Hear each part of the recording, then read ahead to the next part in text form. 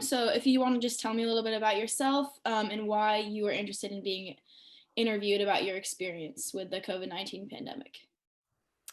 Well, my name's Joelle Logan, and I was born and raised in Addison County. Went away to college and came back to raise my kids here. And I saw the survey in the paper, and I thought, that's one small thing I can do to help um, college students out or get.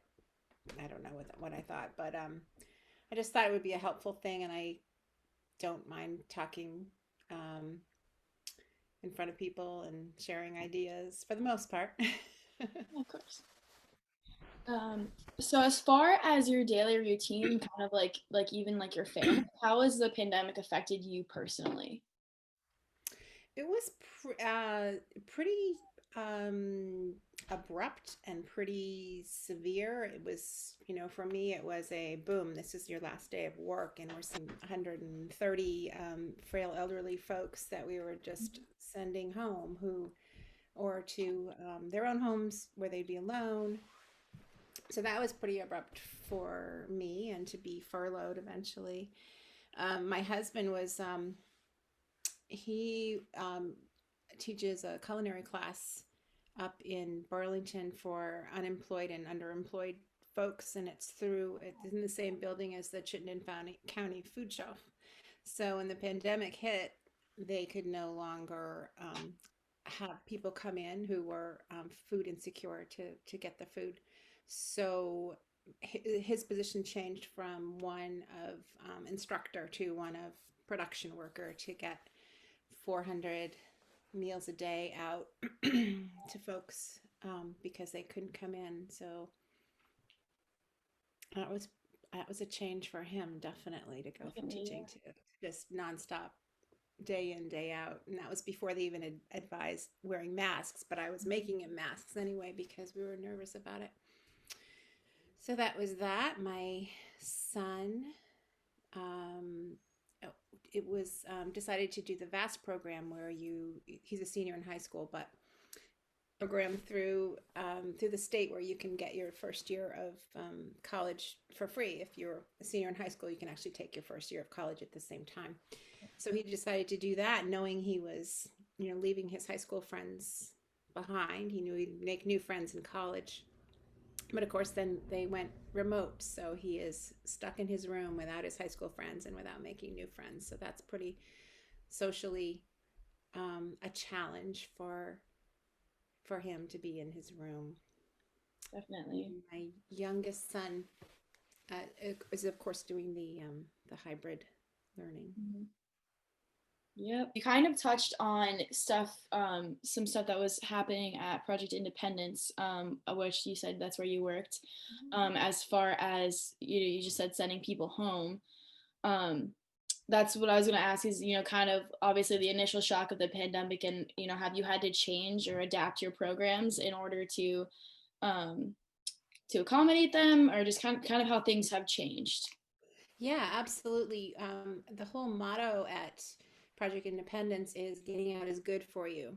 Mm-hmm. So we have folks who are mostly elderly folks, but we have some as young as in their 50s that just have some physical difficulties or that so that they need either the socialization or whatever.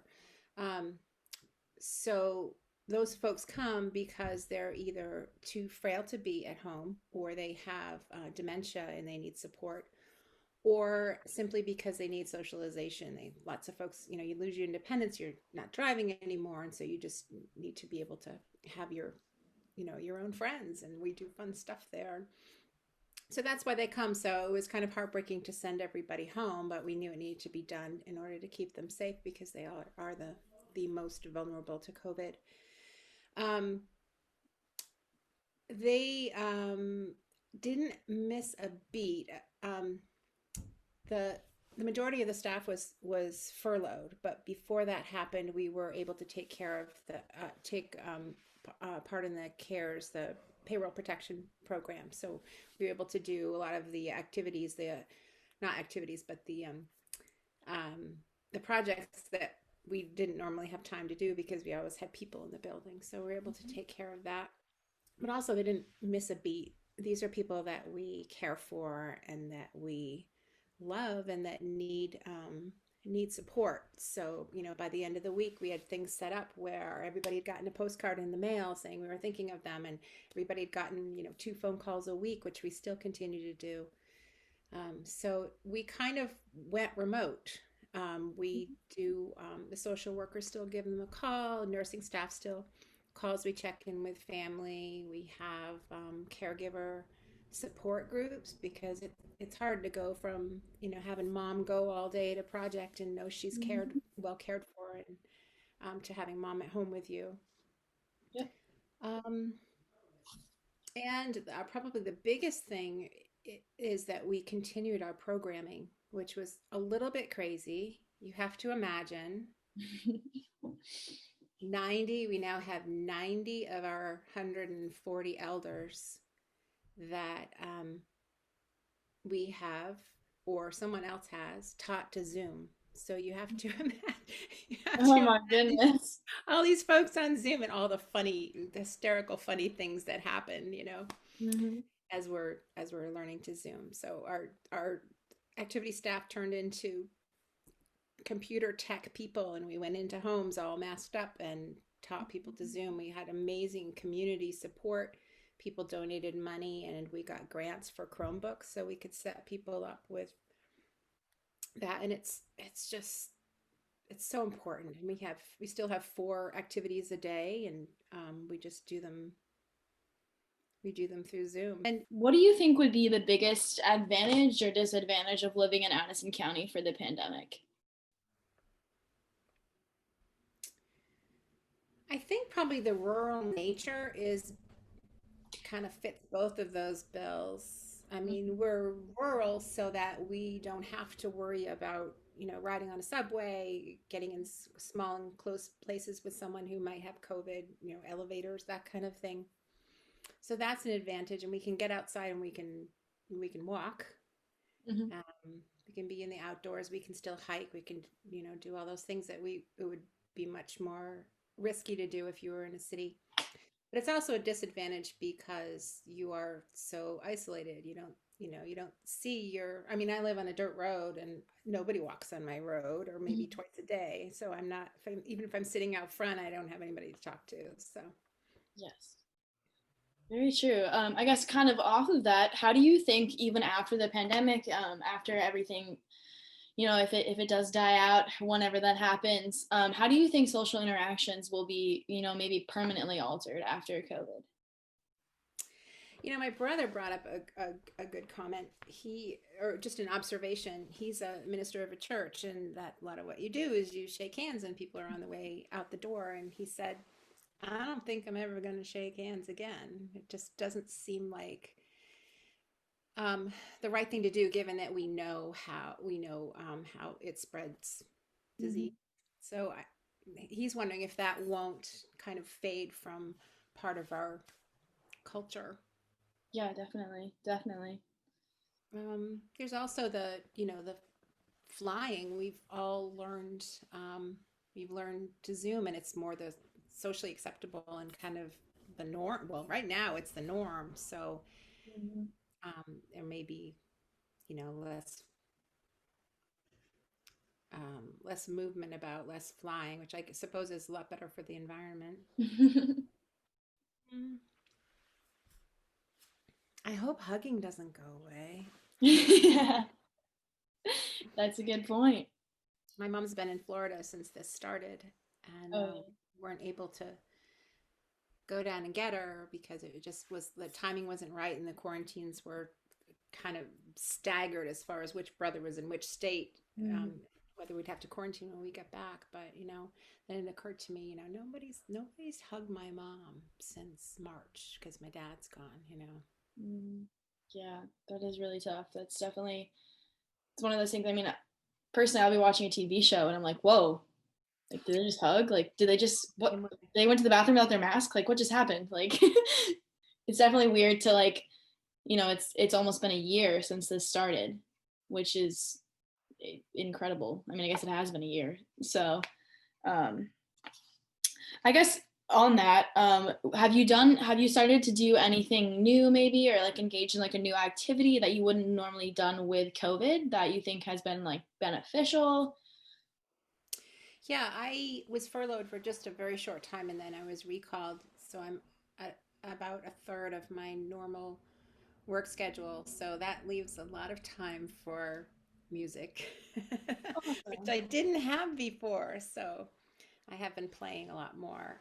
I can be more serious about it. It's not that I'm a serious musician, but before it was just kind of playing for pleasure, and now it's like, Mhm. okay, I'm going to work through this piece of music or whatever.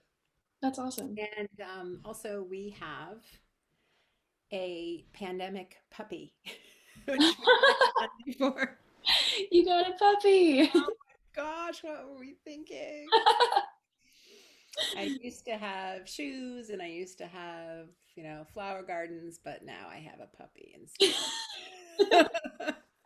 That's amazing. That does seem like a common theme. A lot of people getting puppies. We actually had to get him we couldn't find a puppy up here because everybody was doing it.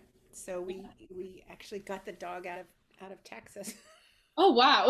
We had a friend that's a breeder and she knew a lot of breeders around the nation and we actually wanted a rescue dog would have been fine, but you couldn't find any. So she knew breeders around the country and she said, you know what, and she was being paid to fly down, pick up a puppy and fly back already. And she was a friend of my husband's. She went through his class. So she said, I'll just grab a second puppy for free. So That's awesome. I love yeah. that. Um,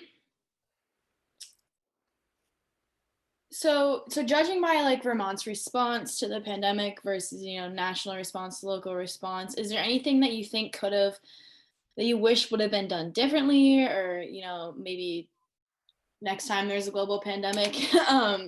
If there's really anything that stuck out to you as something that could have happened that would have made the experience better for everybody. Yeah, I think Vermont did a really good job. We weren't like pushing the envelope to do the novel thing, but we also weren't dragging our feet, Mhm. and we were science based. So, woulda, coulda, shouldas. Um, if we had had leadership on the national level that was science based, and we got a consistent message out Mhm. of on the national level. I think that would have made a big difference. Definitely. So there's been some recent news since we were even coming up with the interview questions or this whole project itself about a vaccine. I do believe at least one of them has been approved. Um, so when if that vaccine, if when it becomes available, do you think that you're gonna get it, or do you have any concerns? Yeah, I'll definitely get it. I don't have any concerns. I would be happy to be the first one, the guinea pig, and I'd be happy to be the last person and let everybody go first. So, yeah. That's. Is there any just closing thoughts? Anything else that you wanted to talk about more, maybe? I don't think so. I'm really encouraged by the vaccines, and I'm so impressed that we all came together. I mean, it was the world, the best, the Mhm. brightest of every nation to come up with a vaccine, several vaccines actually.